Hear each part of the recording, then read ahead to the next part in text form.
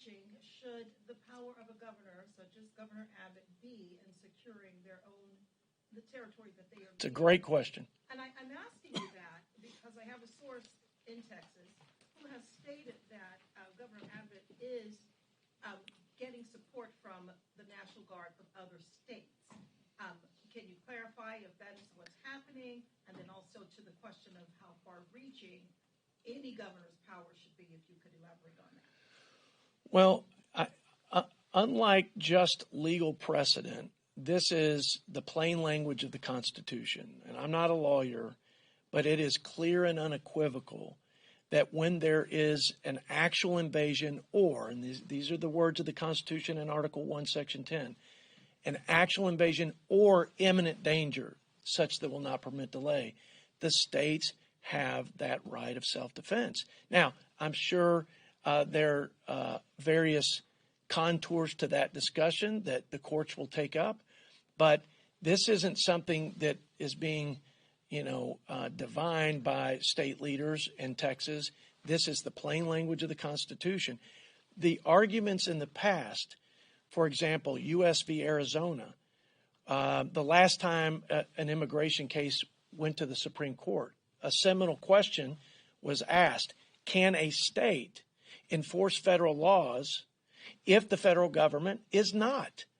Now, the conservative jurist said that they could, but it was a more liberal court, and they struck down Arizona's claim that they could do that. They said that the federal government has sole jurisdiction over enforcing immigration laws. That's not what Governor Abbott and the leaders of Texas are arguing. They're arguing that Article 4, Section 4, the guarantee clause, guaranteeing protection against invasion, the feds have failed in that.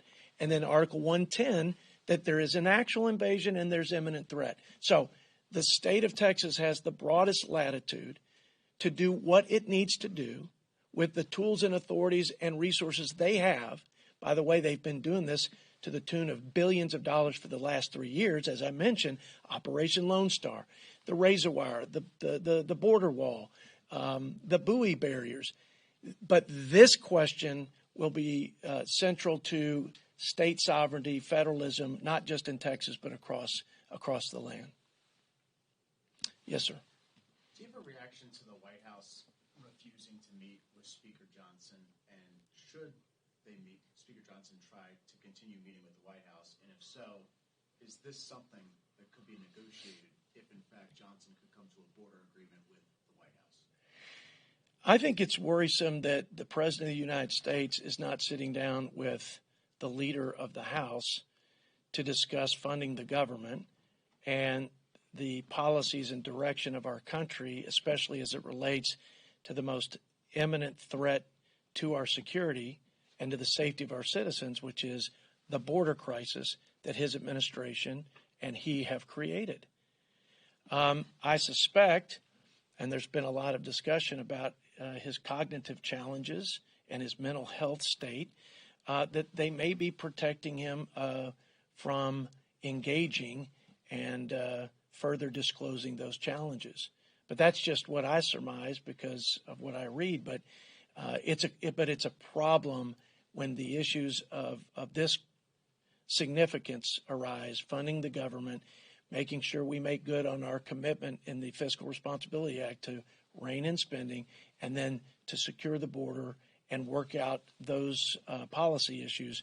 I think it should be concerning to all Americans. Where is our commander-in-chief? Where is our chief executive in these conversations? Except we know where his DOJ is. It's suing, it's harassing, and it's obstructing the state of Texas, picking up the slack for a federal government that has abandoned them in their time of need. Well, thank you all for coming.